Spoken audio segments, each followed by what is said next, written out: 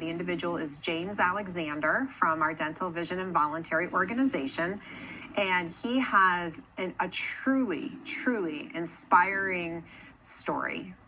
And so we're going to play a video that's going to give you a little bit of context, and then I'm going to invite him up on stage, and we'll have a few minutes for some additional conversation. So let's roll the tape.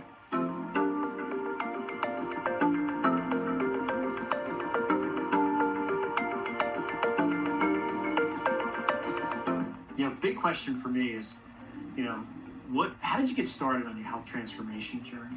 What inspired you? What is the why? I had started and stopped many times, and what really pushed me over the edge was a letter from my mother-in-law. She had written about how I needed to get myself into a physical condition to where I could take care of her daughter, my family, in the future. Unbeknownst to us, she actually had cancer at the time that she wrote that. I remember one day I was reading that letter, and I was in the bathroom looking in the mirror, and Man in the Mirror came on from Michael Jackson, and those two things together ignited a fire literally in that very moment, and took me to where I am today. What was it like to train and finish that first 5K? I started with Couch to 5K app, and I actually also used the Lose It app, which is a calorie counter. And I set my sights on St. Patrick's Day. I wanted my first 5K to be fun. At that point, I had lost 40 pounds, Jim. And at the end of that particular race, me and my wife called my mother-in-law, and we celebrated. The three of us celebrated on the phone that day, and we didn't know at this point, but that was actually the last time that we spoke with her. She died from cancer 4 days after that race.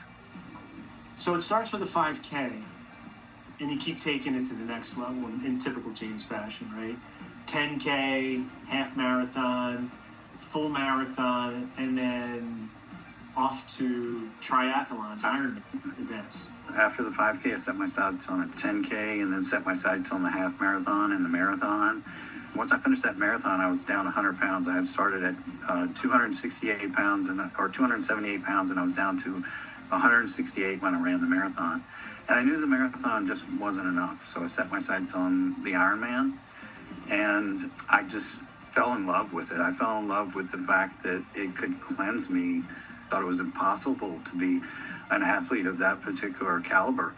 And here I was, running and completing Ironmans. I've finished 5 full Ironmans at this particular point. Totally life-changing, right? You lose 100 pounds, and you literally bury the old you, which you refer to as Al. Tell us about the weight loss journey and how it changed your own self-image. In 2015, when I finished my first Ironman in Kentucky, we came home. I dug a grave in the backyard, said a little prayer, and put Big Al into the ground. And I needed that funeral, if you will, Sure. to close that particular chapter and know that he could never manifest in again. As a veteran that served 2 tours of duty, how has the military experience and your military experience impacted your health journey? I have a hearing loss and tinnitus from heavy weapons fire. I was exposed to the burn pits in the desert, and I've been diagnosed with COPD, and I have asthma. I would almost say I'm proud of those things. I'm proud of the fact that I gave part of me for the betterment of this country. Can you share your family motto and what that support means to you on this journey? Yeah, our motto is never in front, never behind, always beside. We never compete against each other, Jim. We always compete with each other. Some people will say that training for an Ironman is selfish, but I would actually say that it's selfless. It really teaches you to take care of yourself so that you can take care of others, which is exactly what my mother-in-law had instructed me to do in that letter. Thanks for sharing your story. It is a powerful one, and I hope everyone can draw something from it to inspire themselves. Hopefully you got inspired. Come on up, James. So glad to have you here. Thank you for coming. Thank you. Yeah. I saw people in the audience, mouths open, maybe a couple tears, people were wiping away. So, wow, truly amazing. Thank you. Yeah. It's a lot of work, but well worth it. It really took me to a new place in my life. Yeah. So I know we talked a little bit beforehand, and you've shared with me that this was, not just a physical challenge, but a mental challenge as well. Yeah, So, absolutely. but pretty significant. And when you think about mental challenges, tell us about it. Yeah, I think we all know that the mental and the physical are together, right? They're one. And as I work through some of my races and some of my successes, I found that my mood changed. And when my mood changed and became more positive, I actually wanted to exercise more. I was in a really, really dark place when I started. Literally a dark place, because I would only run at night. I didn't want anybody to see me in the condition that I was in and things of that nature. And, I was able, through small successes, starting to understand how to love myself again. I literally did not like myself at one point in my life. And through training for the Ironman, through training for those 5Ks, through the consistency of exercise, I was able to forgive. I was able to start to love myself and even love my family even more, because I was able to turn myself around. Yeah, truly powerful. I would love to talk to you for a lot longer, and I know we're gonna send out some more information for folks to learn a little bit about your journey and how to continue to support you on that. But before we kind of wrap things up, I would love it for you to talk about, hey, for those of you that may be thinking about starting their own journey, transformational journey, or even just improving their health overall, what advice would you give them? First, I would say it's never too late. I started in my mid 40s. I'm almost 60 now. I'm pushing 60 at this particular point. There's people that have completed the Ironman that are in their 90s, so it's never too late to get started. If you want to make a change, whether it be physical, if you want to learn a new language, right, you can do that at any point. You just go ahead and take those first steps and then have consistency within it. I would also say that you need to understand your why.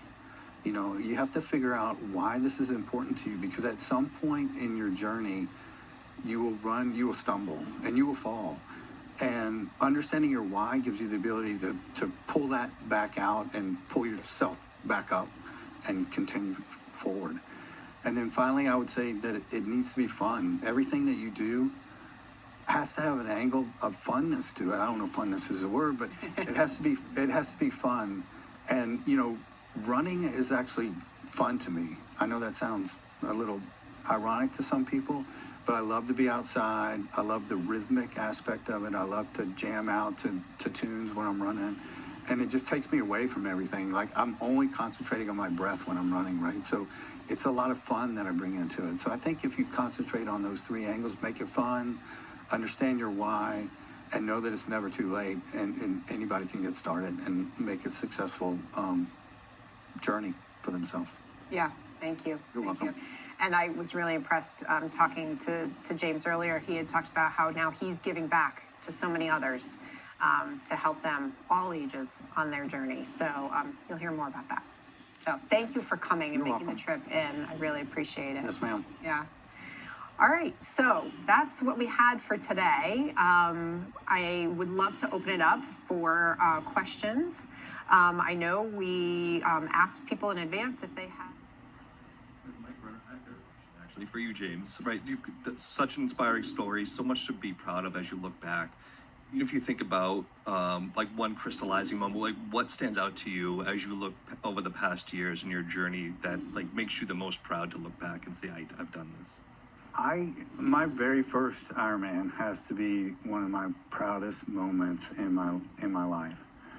I trained for that race for over a year, and I remember there was one day when my wife went to work and I went on a bike ride, and we came home at the same time. So I had literally ridden my bike for I did a 100-mile ride, and it literally took me about 8 hours to do that. So that was a big celebration, that first particular race. And I have this video because, you know, you think about how are you going to cross the finish line? If you cross the finish line, what are you going to do? And so I did a big Superman thing like this, you know, and I often watch that video just to inspire myself because I think back about that moment and just how proudful I felt that I had done all that work and accomplished it. And then ultimately, after that, I continued with the Ironman journey, doing half and full Ironmans, and actually became an all-world athlete. I was in the top 10% of Ironman athletes in 2019. You go, James. Wow. All right. I think that's it for today. I want to thank those here in Connecticut for coming in. And it was great to connect with everybody else virtually. So until next time.